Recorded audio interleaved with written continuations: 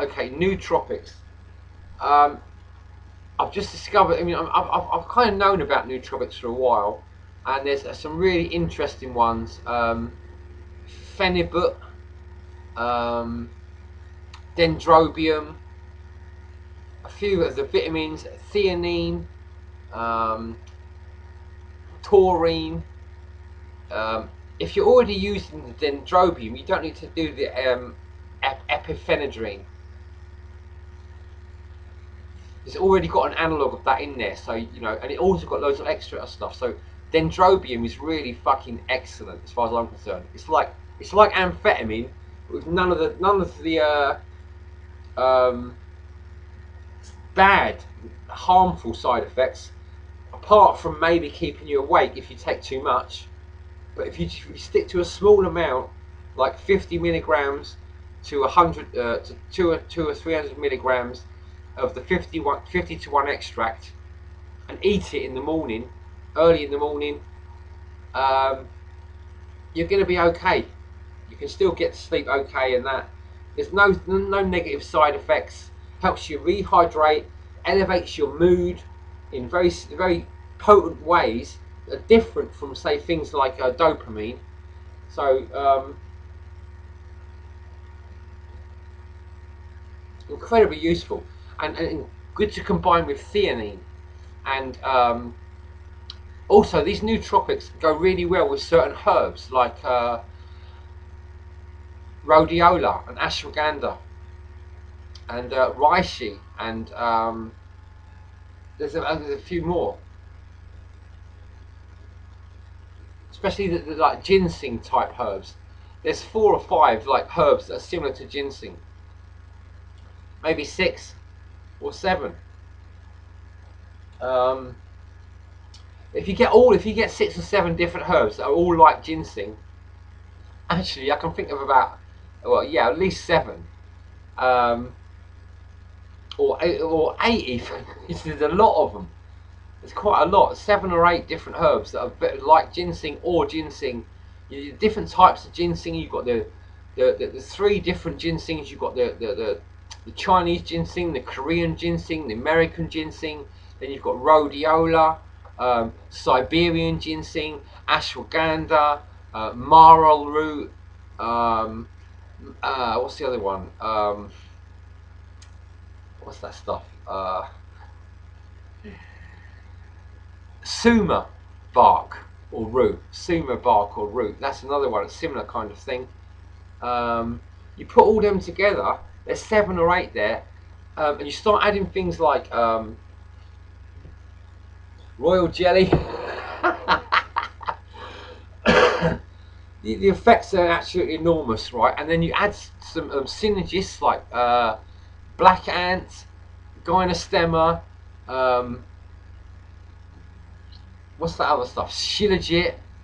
Um, and some other nootropics. You start adding the nootropics into this, you know, like the dendrobium, the other things, and there's loads of herbs that you could also add.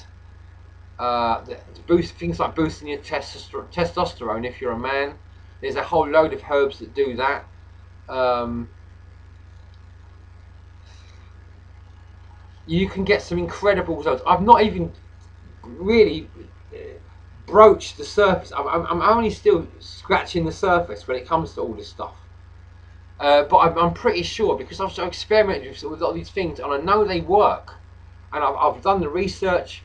I know these people keep saying these things work. They must work.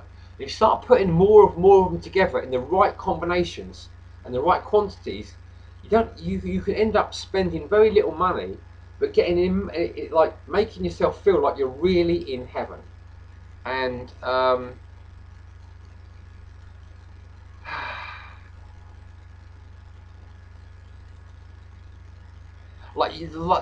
you can't get stressed out.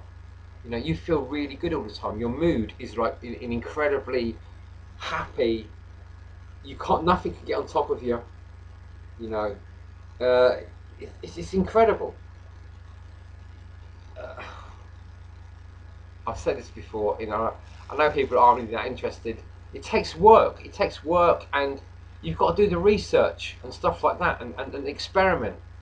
But the more you experiment and the more work you put into it, the more better results you get, and the results increase exponentially. So the more work you put in, it's like finding like a seam of gold. You've got a tiny little trail of gold, and you follow it through, and it gets thicker and thicker and thicker until it's like you're getting pure gold all the time. It's like you can't, you feel so incredibly wealthy, like the world is your oyster.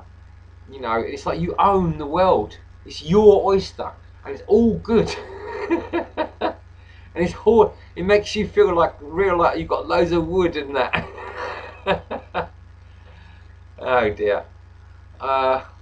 Anyway, I'm having loads of fun. I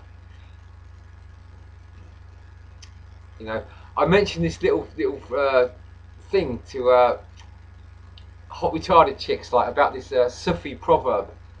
This guy's stuck down a well, and the guy comes to him, right? And cause he's been stuck down a well for a couple of days, and it's got this poor traveller who's like a bit stupid comes and asks him if he wants to be pulled out of the well. He says, "You want me to take you out of the well?" And the guy in the well, he's a grammarian, and he says, "You don't say it like that. You say, would you like me to lift you out of the well," or something like that. He's trying to correct his grammar, right? And the guy, the traveller, he doesn't want his grammar corrected. He doesn't. He sort of confuses him, and he walks away and leaves the grammarian to die in the well. That's what I feel people are doing with this work. They're looking for any little tiny fault. Instead of doing the work, they want to just use their intellectual pride and criticise little aspects of what I'm doing here, and rather than do the work. So to me, my attitude to that is, okay, if you want to stay in the well and die, I'll just leave you. If you want to criticise little tiny aspects of my work and not do the work, then okay, you can just stay in the well and die. I haven't got time or patience to sort of listen to you criticise little tiny aspects of what I'm doing here and not take it seriously, and all you've got is criticism for what I'm doing, when I'm offering you a way out of hell, or way out of the matrix, and you don't seem to be interested. If you're not interested, you can just carry on dying. See where that will get you then. I don't see any other option. I'm not going to sit there and listen to people trying to correct little tiny faults of mine when they're the ones stuck down the fucking well, about to die.